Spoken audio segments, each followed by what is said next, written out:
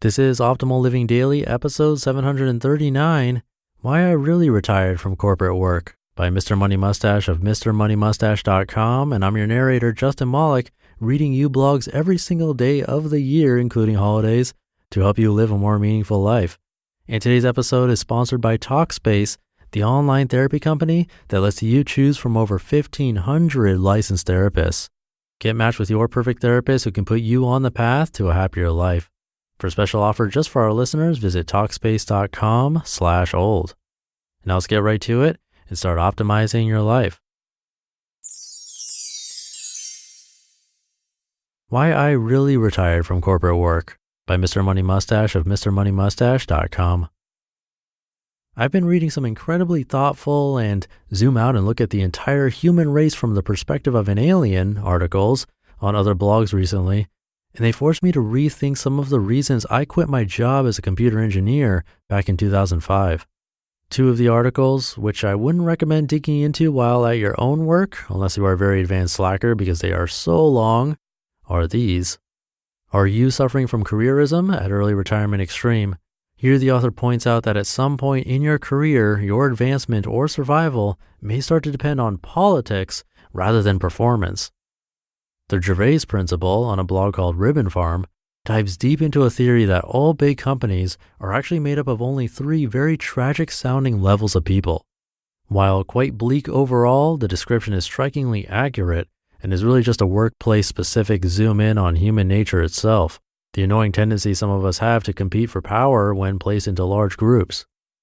And the dark side of early retirement on Financial Samurai suggests that perhaps quitting your job is a result of being a bit of a wussy who was afraid to make it to the top rather than a mustachian hero.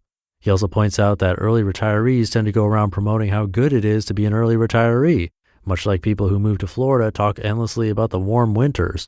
These tendencies sound pretty annoying, so I'd better be careful myself. When I read all three of these things together, it made me wonder a bit about my true motivations for quitting. Was it because I was afraid I was not good enough, so I just quit instead? This is a sensitive topic because I was still just a non-management employee by the time I retired. No major waves were created, no newspaper headlines were written, and I'm sure the other worker bees seamlessly swarmed in to replace my empty cubicle and pick up the work I left behind. The company didn't miss me a bit. Was I quitting because I wasn't good enough to reach the top? Was it because I had started to see the true nature of big company politics and I didn't like them? As a 19-year-old engineering student just finishing his first year of university, I scored my first engineering summer job at a very good company. It was an incredible thrill, and I'll never forget the utter joy of even entering a real office building. The big windows overlooking professionally landscaped grounds, the luxurious front lobby and fancy bathrooms, the electronic ID badges, and even the exotic low-pile office carpet in my very own cubicle and desk. Objectively speaking, I can tell you that professional offices are actually fucking awesome places to work compared to gas stations and convenience stores. But over the years, you grow accustomed to the luxury and human nature starts to find things to complain about rather than just being permanently starstruck. I call this the California effect, where people from California, and especially Los Angeles, are permanently jaded because they were born in a place that is already absolutely beautiful with mountains, ocean, nonstop perfect weather, infinite money, and a free society in which you can easily become a multimillionaire. The arrangements of tropical flowers which bloom and lick at your ears from even the lowliest McDonald's drive-thru are infinitely nicer than even the most advanced garden in my own hometown. But jaded LA residents insist on finding problems with it instead. And compared to Southern California, the rest of the country seems even creepier because SoCal is actually the nicest piece of land in the country. Note that I'm talking about geography rather than culture here. So goes it in the office lifestyle as well.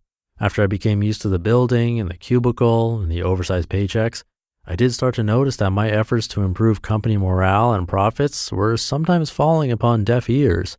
Many of the more senior managers of the companies I worked for seemed to be content with maintaining a peaceful status quo rather than really taking risks to improve the company.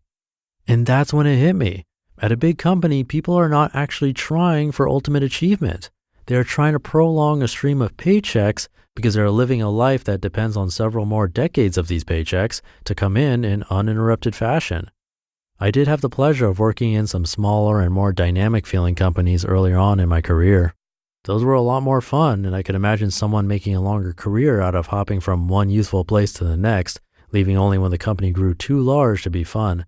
I did a couple of hops myself, but then the 2002 tech recession hit and temporarily extinguished the supply of startup companies in my area, so I settled in for a longer haul. So yeah, I would have to say that the dull and never-ending nature of big company work is what did me in.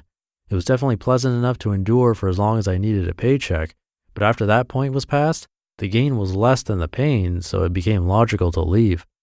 My self-employment gig, on the other hand, is worth doing regardless of monetary factors. That's the kind of work that builds up energy rather than subtracting it, and sucks away abdominal fat and health problems rather than creating them, so I don't plan to ever quit that one. What will your job, or lack thereof, look like in retirement? It's worth thinking about from time to time, since you'll be getting the opportunity sooner than you might expect. You just listened to the post titled "Why I Really Retired from Corporate Work" by Mr. Money Mustache of MrMoneyMustache.com. And big thanks again to my sponsor for today's episode, Talkspace.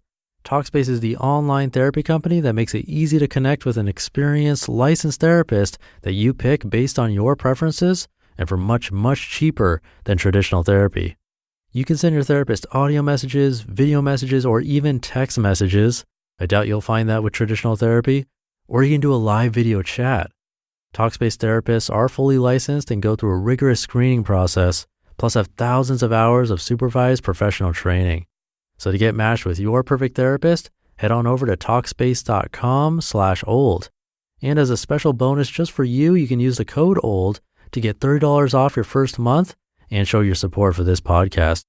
That's the code OLD, and you can use that at Talkspace.com/OLD. That should do it for today. Have a great day, and I'll see you tomorrow, where we'll hear a holiday-related post from Becoming Minimalist, and where your optimal life awaits. Hey, this is Dan from the Optimal Finance Daily podcast, which is a lot like this show, except more focused on personal finance. Justin handpicks the best posts he can find from blogs and authors like Ramit Sethi, Mr. Money Mustache, and more, and I read them to you 5 days a week. So if you enjoy this podcast, come on over and subscribe to Optimal Finance Daily too. And together, we'll optimize your financial life. You've been listening to Optimal Living Daily. Be sure to hit the subscribe button to stay up to date on each new episode, and head to oldpodcast.com. That's OLDpodcast.com for a free gift, as well as more actionable tips and resources to help you maximize your potential. Thanks for joining us, and remember, your optimal life awaits.